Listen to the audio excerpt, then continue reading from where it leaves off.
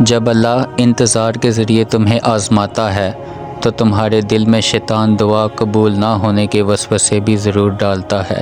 اسی لیے تمہیں لگتا ہے کہ تمہاری دعائیں اب قبول نہیں ہوتی، کیونکہ اللہ تعالیٰ تمہاری دعاؤں کا انتظار تمہارے صبر کے ذریعے کرواتا ہے تمہیں۔ اللہ تو چاہتا ہے تم ہمت رکھو، تمہیں تمہارے درد کا در ملنے والا ہے۔ اگر مانگا ہے تم نے ایک قطرہ تو یقیناً اللہ تعالیٰ تمہیں پورا سمندر عطا کرے گا۔ بڑی دعائیں بہت انتظار کرنے کے بعد قبول ہوتی ہیں، کیونکہ اللہ وہ دعا سننے کے بعد سب کو دیکھتا ہے کہ جو دعا وہ چیز تم مانگ رہے ہو اسے پانے کے لیے تم کتنی کوشش کرتے ہو، کتنی ہی محنت کرتے ہو۔ جس چیز کو تم جتنا چاہو گے اللہ اسی طرح وہ چیز تمہیں دے گا۔ وہ کہتے ہیں نا دوستو کہ اگر کسی چیز کو چاہو تو ساری کائنات اس کو ملوانے میں لگ جاتی ہے۔ اگر کوئی چیز تم چاہو اس کے لیے تم تہجد میں دعائیں مانگ رہے ہو، تسبیح کر رہے ہو، انتظار کرنا پڑ رہا ہے مگر پھر بھی صبر کر رہے ہو۔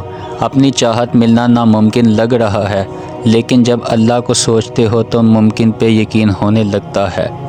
پھر اللہ پاک معجزے کرتا ہے۔ اللہ تمہارے آنسو کے نکلنے کی ہر وجہ جانتا ہے، ان کو اپنی کن سے خوشیوں میں بدل دے گا اللہ تعالیٰ تمہارے ہر غم کو۔ وہ ایک دفعہ کن فرماتا ہے تو کن فایا کن ہو جاتا ہے، جس کے کن کے بغیر ایک پتا بھی نہیں ہل سکتا۔ تو تم دوستو کیسے دنیا سے آس لگا لیتے ہو؟ آس لگانی ہے تو صرف اللہ سے لگانی ہے، کیا کچھ نہیں ہو سکتا۔ عزت، ذلت، رزق کا وعدہ جب اللہ تعالیٰ نے خود کیا ہے تو تمہیں خوف کس چیز کا؟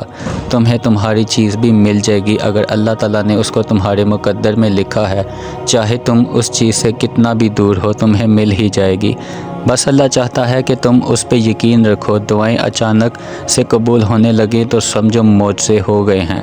سجدوں میں بڑے آنسو جب کھلا وہ یہی دروازہ ہے۔ تمہارے رب جانتا ہے تم صبر کرتے ہو مگر وہ تم کو بے حساب نوازنا چاہتا ہے۔ سمجھ لو کچھ ہی دوری ہے تمہاری منزل آس پاس ہو۔ نایاب شے لینے کے لیے وقت کا درکار ہوتا ہے۔ صبر کے ساتھ شکر کو بھی اپنا کے رکھو۔ وعدے کا وقت قریب آ گیا ہے۔ جس رب نے دو جہاں سمیٹ رکھے ہیں وہ تم کو بھی بکھرنے نہیں دے گا۔ کیا تمہیں اللہ کا وعدہ یاد نہیں؟ جب اللہ نے سورہ آل عمران میں فرمایا دعا پہاڑ کو بھی سرکا سکتی ہے، تو قبولیت نہ ہونے کا تو شک بنتا ہی نہیں۔ جب تمام راستے بند نظر آنے لگے اور سب ناممکن لگنے لگے، یاد رکھنا دوستوں کہ ایک راستہ ہے جو ہمیشہ کھلا رہتا ہے، اور وہ کون سا راستہ ہو سکتا ہے دوستوں؟ وہ دعا کا ہی تو راستہ ہوتا ہے۔ اس راستے سے گزرنے والے ہمیشہ اپنی منزل تک پہنچ جاتے ہیں۔ دوستو آگ گلزار کر دی گئی تھی جب اللہ نے ابراہیم علیہ السلام کا بھروسہ دیکھا تھا۔ جب حضرت جبریل علیہ السلام نے مدد کا کہا ان کو آگ سے بچا لے تو انہوں نے کہا جو اللہ چاہے اسی میں راضی ہوں۔ اللہ بہترین کارساز ہے۔ وہ کچھ بھی مانگ سکتے تھے لیکن ان کو اللہ پہ بہت یقین تھا اور اللہ نے بھی ان کا یقین ٹوٹنے نہیں دیا۔ اللہ تعالیٰ نے آگ ٹھنڈی کر دی۔ اللہ تعالیٰ نے معجزہ کر دیا۔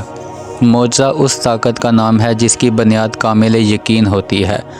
ابراہیم کا اللہ ہمارے لیے بھی معجزے کر سکتا ہے، بس اللہ پہ چھوڑ دو۔ سب معجزات ہو جایا کرتے ہیں۔ ٹوٹے ہوئے دل بہت انمول ہوتے ہیں کیونکہ ٹوٹے دلوں میں اللہ بستا ہے، اور جس دل میں اللہ بستا ہے وہ دل نایاب ہو جاتا ہے۔ اگر حضرت ابراہیم علیہ السلام کو آگ سے بچایا گیا تھا تو تم کو بھی بچایا جائے گا۔ اگر حضرت موسیٰ علیہ السلام کو راستہ دکھایا گیا تھا تو تمہارے لیے بھی اللہ راستے بنائے گا۔ ان کا رب بھی وہی تھا جو ہمارے لیے ہے، مگر فرق یہ ہے کہ تم یقین کے ساتھ صبر نہیں کرتے۔ اللہ کے راستے پر مدد ضرور آتی ہے مگر صبر کرنا ہوگا، ہر حال میں سجدہ کرنا ہوگا۔ اللہ ہمیشہ وہ عطا کرتا ہے جو سب سے بہترین ہوتا ہے تمہارے لیے۔ تمہیں اگر بہترین بہتر نہیں لگتا تو اس کی وجہ یہ ہے کہ اللہ تعالیٰ سب سے پہلے صبر دیکھتا ہے۔ جب تم درد کی حالت میں اللہ کو پکارتے ہو تو تب تمہاری آواز 7 آسمانوں تک تب تک گونجتی ہے جب تک اللہ تعالیٰ کن نہیں فرما دیا جاتا۔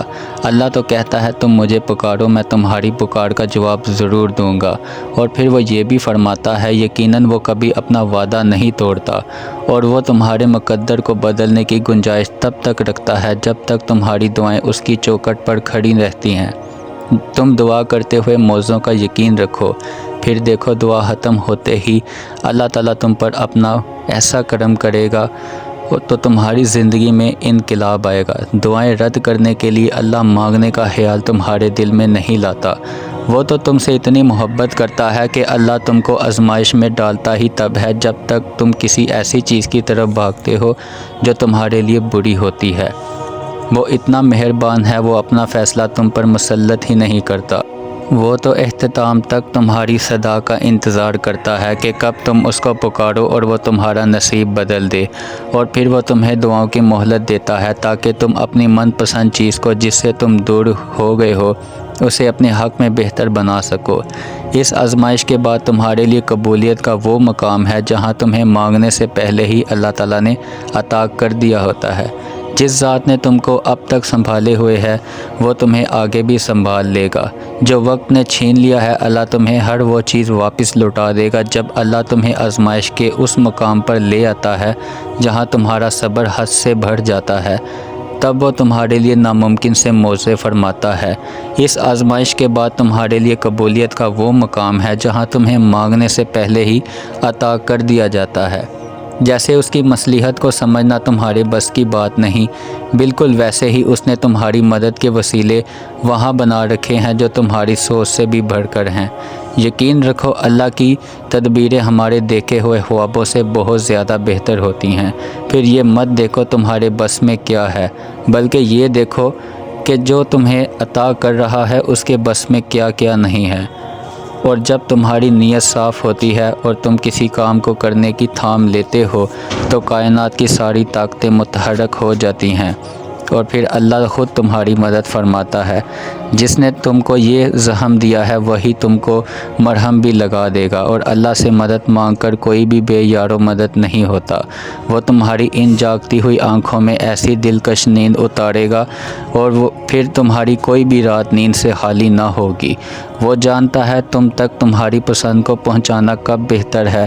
جو تمہیں دیری لگ رہی ہے دراصل وہ تمہاری جلد بازی ہوتی ہے۔ اللہ تمہیں جلد ہی اس طرف سے آزاد کر دے گا جس کی تکلیف تمہیں کہیں بھی چین نہیں لینے دیتی۔ اللہ تم کو اس سے بھی بڑھ کر عطا کرے گا جو تم چاہتے ہو۔ وہ اسی کو تمہارے حق میں بہتر بنا دے گا جو تم اس سے مانگتے ہو۔ صبر ہوتا تو بہت مشکل ہے دوستو، بہت مشکل، لیکن اس کا صلہ بہت خوبصورت ہوتا ہے۔ ابھی نہ صحیح لیکن تمہاری دعاؤں کا جواب جب بھی آئے گا کن سے حالی نہ ہوگا۔